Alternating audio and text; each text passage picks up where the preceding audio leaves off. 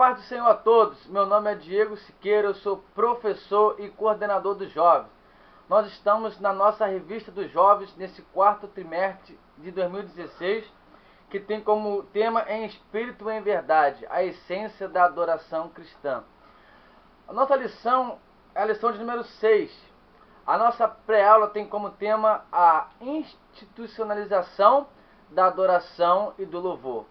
O nosso texto do dia se encontra no livro de Salmos, capítulo 79, no verso 13. Assim, nós, teu povo e ovelhas de teu pasto, te louvaremos eternamente, de geração em geração. Cantaremos os teus louvores. O salmista está colocando a adoração e o louvor a Deus como um estado perpétuo, ou seja, eternamente e contínuo, que é de geração em geração.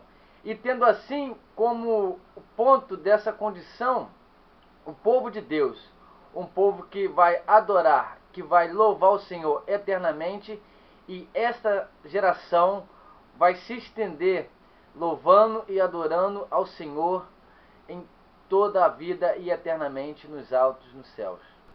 O nosso texto bíblico se encontra no livro de Deuteronômio, capítulo 12, do verso 1 ao 7. Estes são os estatutos e os juízos que tereis cuidado em fazer na terra que vos deu o Senhor, Deus de vossos pais, para a possuir de todos os dias que viverdes sobre a terra.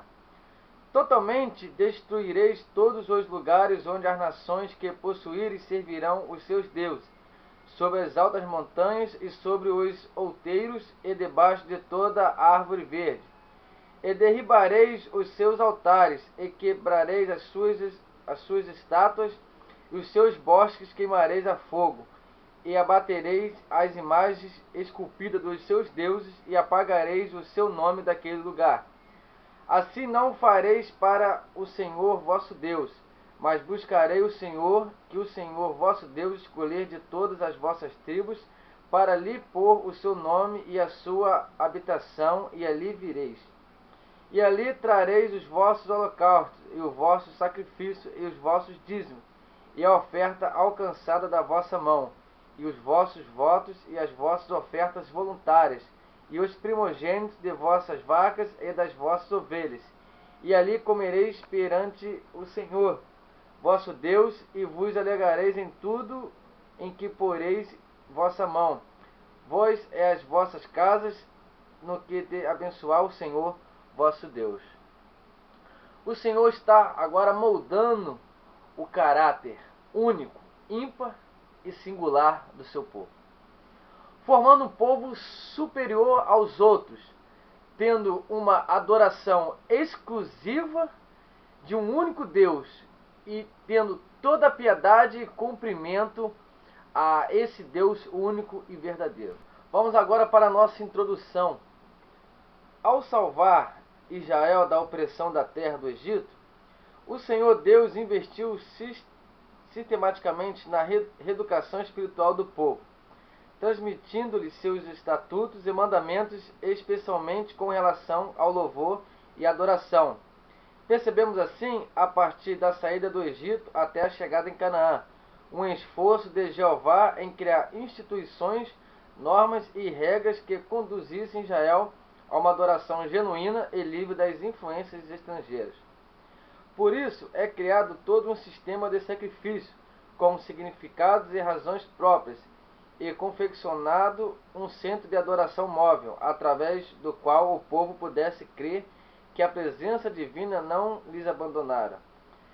É separada toda uma tribo para cuidar dos elementos do culto e uma família inteira para o ofício sacerdotal.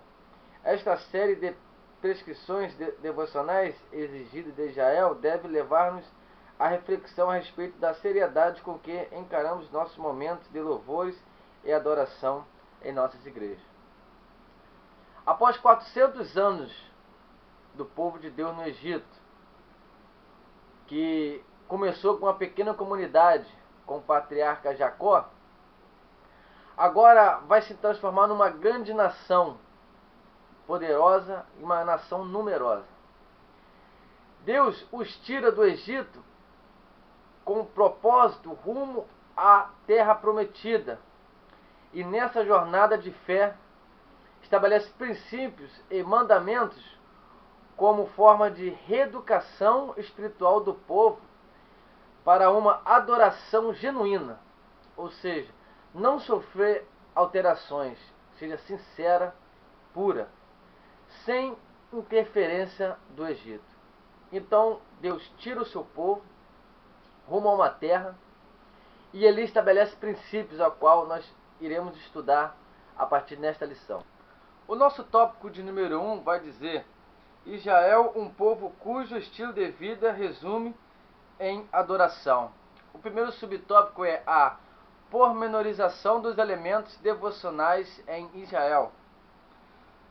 Após a saída do povo do Egito, Deus tratou rapidamente de transmitir a Moisés, que transmitiria ao povo, os preceitos centrais da adoração que deveria ser apresentada por Israel a Deus.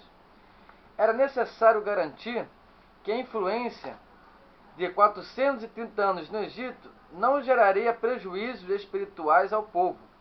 Aquilo que para alguns pode parecer um exagero detalhista era, na verdade, a expressão do amor zeloso de Deus por seu povo. As orientações a Moisés, que eram jurídicas, cerimoniais, sociais e devocionais, tinham como objetivo último orientar a descendência de Abraão na fuga do politeísmo e na dedicação a uma vida exclusivamente voltada para Jeová. Um dos maiores propósitos de Deus com a nação era estabelecer uma adoração sincera e verdadeira. Como Deus iria fazer isso? Deus pede para que Moisés transmita ao povo toda a forma de adoração e culto de uma forma pormenorizada. Como que seria esta forma? De maneira detalhada. Explicar de maneira minuciosa como que Deus queria que fosse feito cada coisa, tendo amor e um cuidado para a sua nação, tendo um zelo para o seu povo. Moisés então transmite também uma orientação devocional da parte de Deus. O que Moisés realmente transmitiria essa devocional? Era um momento no dia dedicado a Deus, ou seja, uma comunhão diária com o povo, seja louvando, seja adorando, seja de uma forma em jejum, para que o povo pudesse se aproximar mais de Deus, para que o povo pudesse se achegar mais até Deus, buscar a sua face. Então ele estabelece de uma forma minuciosa como que ele gostaria de ser feito. Deus também trata de um povo de uma forma devocional, ou seja, que se aproxime cada dia mais com ele.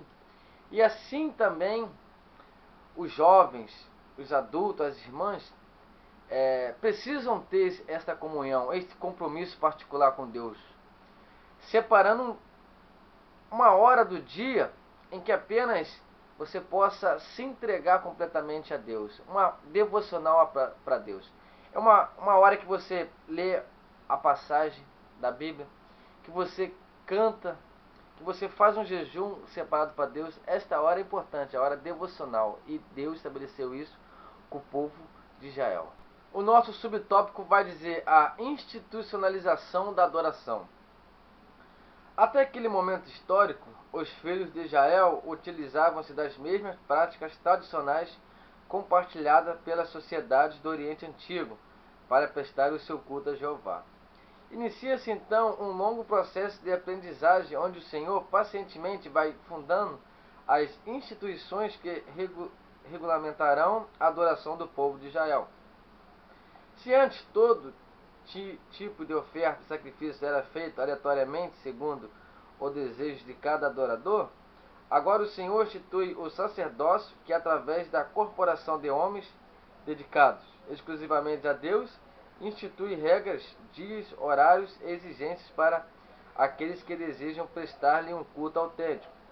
A adoração deixa de ser algo episódico ou isolado e passa a relacionar-se com tudo o que se cultiva, cria, trabalha, ou seja, o louvor a Deus conecta-se diretamente com a vida cotidiana.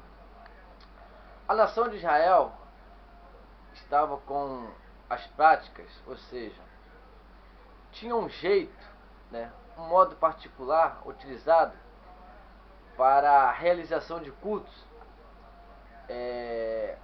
a qual eles vêm ter o aprendizado lá no Egito. Agora Deus vai ensinar aos hebreus, ao seu povo, a nova forma de cultuar e adorá-lo. Ou seja, vai ser um longo processo de aprendizado, a qual Deus minuciosamente vai explicar qual vai ser essa nova forma do povo adorar. Deus vai estabelecer aqui algumas regras e princípios, como vai funcionar, citando aqui horários, dias, a forma que vai ser conduzida, ou seja, toda uma preparação específica para essa nova maneira de adorar e cultuar a esse Deus. Deus envolve agora o cultivo, envolve a criação, ou seja, todo o trabalho, aquilo direcionado no dia a dia, vai ser envolvido também como forma de adorar, como forma de cultuar a Deus. Agora, a nossa forma de cultuar a Deus, primeiro tem que partir de uma comunhão no meu dia a dia, seja no trabalho, na escola, aonde quer que eu for. Com o nosso trabalho e também com os nossos estudos, nós vamos estar nos preparando para quando nós formos à igreja, quando nós formos cultuar a Deus, nós vamos estar preparados e nós vamos entregar tudo aquilo que aconteceu no nosso dia a dia como forma de culto e adoração a Deus. Assim, Deus ele institucionaliza a adoração através de um processo qual Deus requer do seu povo, vindo de aproximadamente 400 anos do Egito. O nosso subtópico vai dizer: tudo é do Senhor. Uma das características fundamentais do culto que passa a ser estabelecida no meio do povo liberto do Egito é a gratidão. As ofertas, celebrações e rituais apontam para o grande amor de Jeová, que foi importantíssimo no tempo da escravidão e que continuará absolutamente relevante durante toda a história do povo. As 3 grandes festas judaicas eram festividades estabelecidas para desenvolver continuamente uma consciência grata ao Senhor. Deste modo, deve-se compreender que a institucionalização da fé judaica teve como objetivo estabelecer um conjunto de garantias que assegurariam o desenvolvimento de uma fé saudável e equilibrada dentre o povo de Deus. Deus estabelece aqui as ofertas, ou seja, tudo aquilo que havia colhido é devolvido a Deus. A primeira parte de tudo que se havia conquistado. É uma forma de agradecimento por tudo que Deus havia lhes dado, seja no cultivo ou seja na criação dos animais. Assim também as celebrações ocorridas, as grandes festas e rituais, eram importantíssimas como forma de relembrar o mais importante e indispensável amor de Deus para esse povo. As 3 grandes festas que ocorriam do povo hebreu, a saber que eram a festa das colheitas, ou seja, a festa Pentecostes, a festa dos pães sem fermento, junto com a festa da Páscoa, e a festa das cabanas, mais para frente, festa do tabernáculo. Hoje nós fazemos festa nas nossas igrejas, sejam festas jovens, adolescentes, crianças, varões ou irmãs. São comemorações de uma forma de agradecimento por mais um ano que Deus nos deu, por mais um ano de estarmos em sua presença, por mais um ano de podermos estarmos juntos, cultuamos a Deus. E essas festas, essas celebrações têm um único objetivo, que é adorar o Senhor, que vive e reina para todo sempre, e nos tem concedido seu amor de gerações em gerações. Então, tudo que fazemos nas nossas festividades, nos nossos cultos, nos cultos de ações de graças, seja tudo para o Senhor, tudo seja para Ele, toda honra e toda glória seja dada a Ele.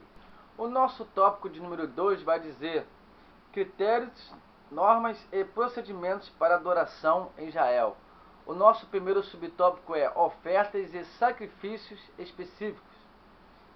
Aquele que deseja trazer algo como sinal de sua adoração deveria observar uma série de exigências. Se fosse um sacrifício animal, havia animais puros e impuros. Dependendo da cerimônia, o sacrifício deveria ser feito com o animal próprio, naquele momento. O ofertante deveria ainda ter ciência de que algumas partes do animal seriam descartadas, enquanto outras seriam valorizadas. O animal sacrificado não poderia ter falhas ou doenças. Se, ao invés de animal, a oferta fosse vegetal ou de produtos de origem vegetal, o adorador deveria ter a atenção quanto à quantidade a ser trazida e à qualidade do que era trazido. Essa série de requisitos exigia que iria adorar a Deus um cuidado contínuo, o que levaria a pensar em Deus diariamente enquanto envolvido em seus afazeres cotidianos. O Senhor agora vai estabelecer aqui alguns princípios usados como referência para distinguir o verdadeiro do falso, sendo animais puros ou impuros, sendo animais com falhas ou doentes, ou se for de origem vegetal, no caso oferta de cereais, teriam que ser em uma determinada quantidade, de acordo com o peso padrão do santuário. Isso iria fazer com que o povo tivesse um cuidado maior com as criações, pois sabendo que teria que ofertar ao Senhor, lhe garantia uma qualidade e um zelo por aquilo que seria devolvido ao Criador. Em nossas vidas não é diferente. O mesmo zelo que o povo de Israel tinha no seu cotidiano é o mesmo zelo que devemos ter nas nossas vidas no dia a dia, no nosso passo, na nossa caminhada, de um zelo para com o nosso Criador. Pois você que é adorador, que vai aos cultos, participa das orações, tem que ter esse comprometimento fora da igreja. Ou seja, não basta só estar dentro da igreja. Esse zelo tem que permanecer também fora da igreja. Quando você cultua a Deus, que você possa entregar para Deus o seu melhor. Tudo aquilo que você tem feito no seu dia, na sua semana, quando você cultua a Deus, você entrega para Deus tudo aquilo que você fez, tudo aquilo que você realizou de acordo com a sua semana. Isso são ofertas e sacrifícios específicos, ou seja, renunciando todo dia às práticas deste mundo, consagrando a Deus e entregando para Deus o seu melhor. O nosso subtópico vai dizer lugares especiais. A adoração cerimonial foi concentrada em um lugar comunitário, através do qual homens e mulheres, ricos e pobres, todos podiam adorar ao mesmo Deus. No contexto multipoliteísta, a designação de um só local para adoração oficial reforçava nos corações e mentes dos israelitas que só havia um Deus a ser reverenciado. Inicialmente, este local foi o tabernáculo, o ambiente de adoração portátil que o Senhor ordenou que Moisés construísse. Posteriormente, este local de adoração foi fixado no templo em Jerusalém. Deus então projeta agora um lugar específico para a nação, o povo, adorá-lo. Moisés vem então, através de Deus, constrói o tabernáculo de acordo com aquilo que Deus havia determinado minuciosamente como deveria ser feito. Agora, onde toda a congregação de Israel poderia vir e adorar esse Deus que o tirou do Egito, que agora habita no meio deles através do tabernáculo. O propósito de Deus era designar apenas um local, ou seja, um único local, e com o intuito de que só existe um único Deus, e que só deve cultuar e adorar um único Deus, tirando assim do povo um contexto politeísta, ou seja, da existência de vários deuses para a existência apenas de um único Deus, que se manifesta em um único local, que haja vista ser ali o tabernáculo do Senhor, que o qual posteriormente vai, através de Salomão, ser construído o templo, a qual o Senhor vai se manifestar, e ali estará também a Arca da Aliança, que simboliza a presença de Deus naquele local. O nosso terceiro subtópico vai dizer pessoas separadas. Um outro aspecto significativo da institucionalização da adoração em Israel foi a separação de uma tribo inteira para os serviços relativos ao louvor e adoração, e mais especificamente de uma família para o exercício do sacerdócio. É claro que isso era um enorme privilégio, contudo, não se pode negar o grande sacrifício que estava ligado a essa honraria. Os filhos de Levi não teriam parte na herança que todo o povo receberia. Se todo o povo vivia impulsionado pela fé, muito mais os levitas. Basta levar em consideração que em tempos de crise, quando a colheita era escassa, consequentemente as ofertas também eram reduzidas e, em última instância, a alimentação dos levitas e sacerdotes estavam comprometida. Assim sendo, além das honras, haveria muito sacrifício. Para nós podermos entender como a adoração de Deus é algo tão séria, é algo tão importante que Deus requer de nós, o Senhor não vai pegar apenas uma, duas ou uma família. Deus vai pegar uma tribo inteira, destinada e separada de todas as outras, exclusiva apenas para servir louvor e adoração a Deus. Deus separa um homem, o sumo sacerdote, a pessoa a qual vai ofertar o sacrifício, sendo o principal mediador entre Deus e os homens. Hoje os levitas não teriam parte da possessão de terra de Canaã igual as outras tribos vão ter. Viveriam com parte de cada tribo. Era a tribo exclusiva para o serviço sacerdócio, e haveria um sacrifício daqueles que haveriam sido escolhidos para a adoração de um culto a Deus. Hoje, Deus não escolhe apenas uma tribo para servi-lo. Deus escolhe todos aqueles que desejam fazer a sua boa obra. Em Mateus capítulo 22, 14, Jesus vai dizer: porque muitos são chamados, mas poucos escolhidos. Ou seja, Deus tem chamados a muitos, mas infelizmente poucos são escolhidos por não terem a disposição de sofrer e pagar o preço da escolha de Deus. O nosso terceiro tópico vai dizer a institucionalização da fé hoje. O nosso primeiro subtópico é a inevitável institucionalização. Assim como Israel, que cresceu vertiginosamente no Egito, as igrejas evangélicas brasileiras multiplicaram-se de maneira notável durante o século XX, de denominações que se reuniam em casas, geralmente da periferia, tornaram-se em grandes instituições espalhadas em todo o território nacional, presentes inclusive nas mídias.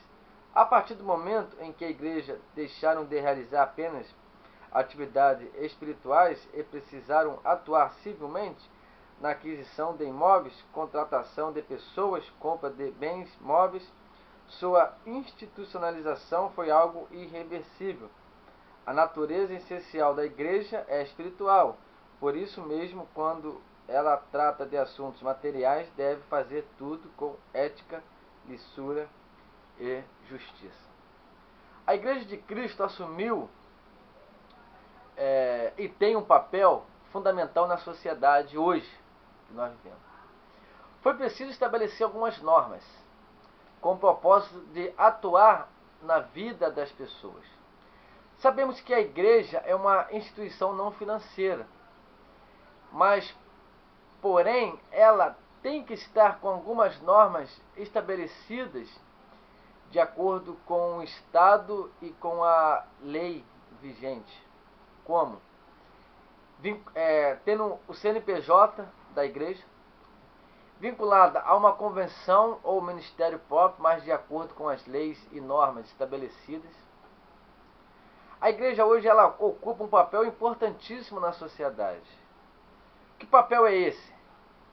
A igreja tem como base a Bíblia, que tem orientações hoje para todo tipo de discernimento que você quiser seguir. Ela tem base para todo tipo de orientação na vida de uma pessoa, sendo assuntos coniventes com a boa conduta, com o relacionamento entre os irmãos, uma boa conduta na sociedade, formando assim um caráter correto para a convivência em grupo.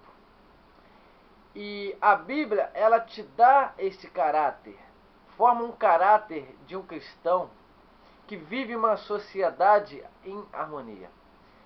Sem falar que o papel principal da igreja hoje, a sua essência, é a essência espiritual que cada cristão deve, com o tempo, ser elevada, a sua espiritualidade.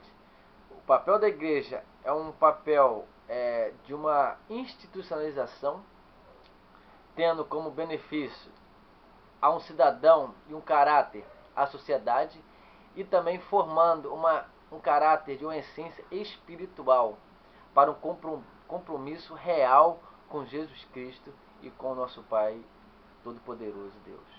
O nosso segundo subtópico vai dizer: na minha igreja, só quem canta e prega são os oficiais. Infelizmente, esta frase sintetiza a realidade de muitas igrejas locais. Aquilo que aparentemente é fruto de uma maior organização e preparo, muitas vezes é apenas formalidade. A Bíblia deixa bem claro que, através da obra de Cristo, somos todos sacerdotes da nova aliança. Por isso, universalmente capacitados para falar de Cristo.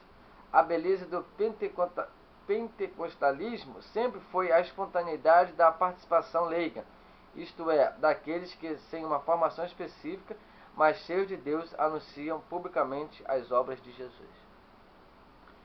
Devemos ter um cuidado de ambas as partes.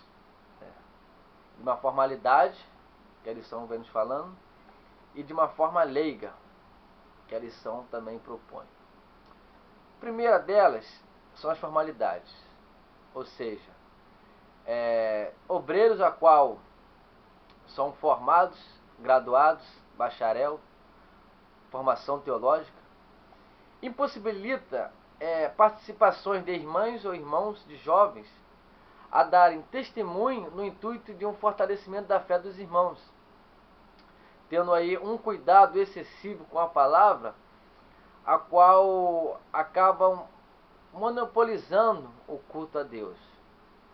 Em Mateus capítulo 8, verso 4, Jesus vai dizer: disse então Jesus: olha, não o digas a alguém, mas vai, mostra-te ao sacerdote e apresenta a oferta que Moisés determinou para lhe servir de testemunho. Testemunho fortalece a fé dos demais irmãos.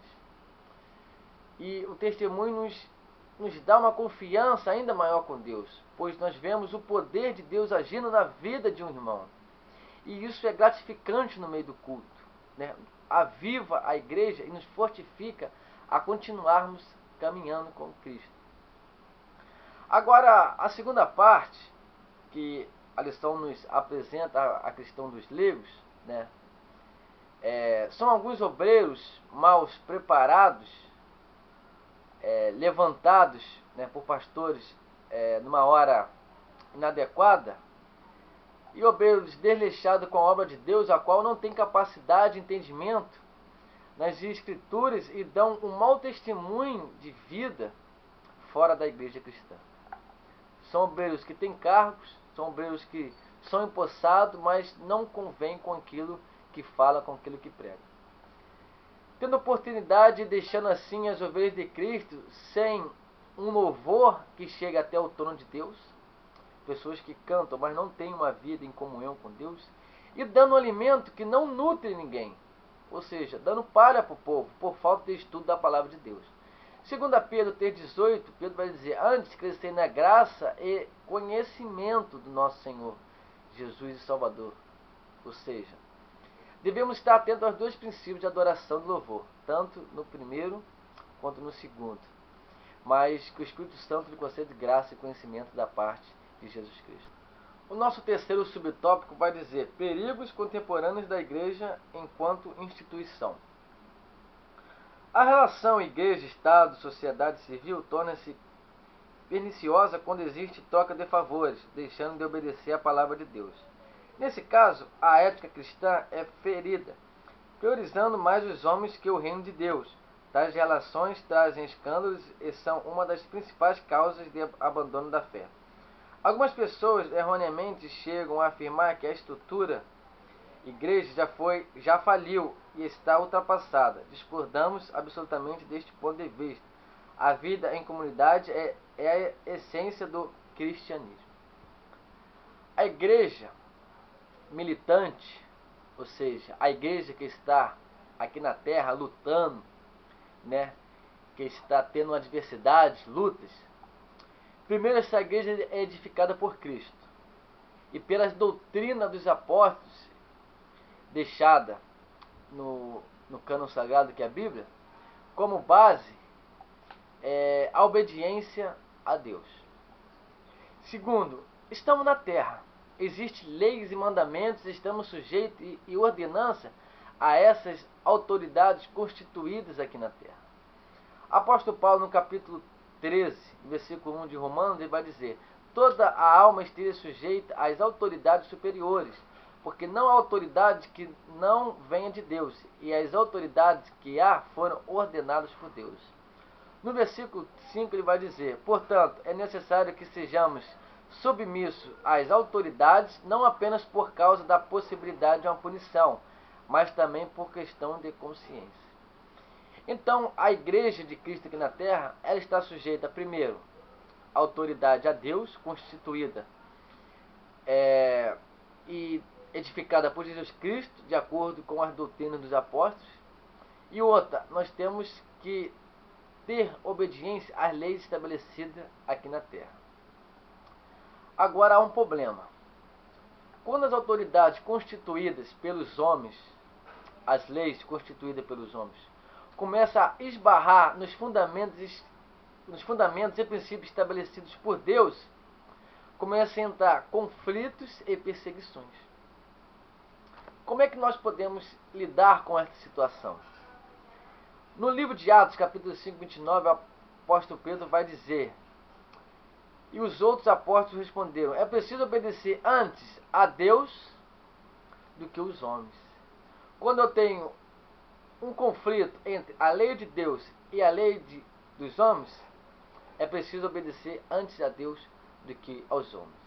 Se você estiver disposto a enfrentar calúnias, defamações, assim como o apóstolo Paulo enfrentou, Pedro, Mateus, Tiago, João e todos os discípulos enfrentaram, e homens hoje de Deus têm enfrentado no Senado brasileiro, na Câmara dos Deputados, por causa do Evangelho, não negue então que Deus impôs a sua palavra. Ou seja, isso vai de contra tudo aquilo que Deus estabeleceu, leis e princípios humanos, esbarrando nos princípios fundamentados por Deus.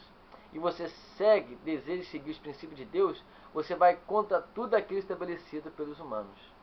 Então começa a vir as perseguições, as calúnias e defamações vindo da parte daquelas pessoas que querem ferir a integridade do Evangelho de Cristo.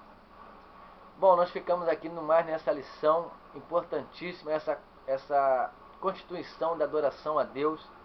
Continue no nosso canal, eu desejo você uma ótima semana, uma boa aula. Continue conosco, que Deus possa te abençoar grandiosamente a sua vida.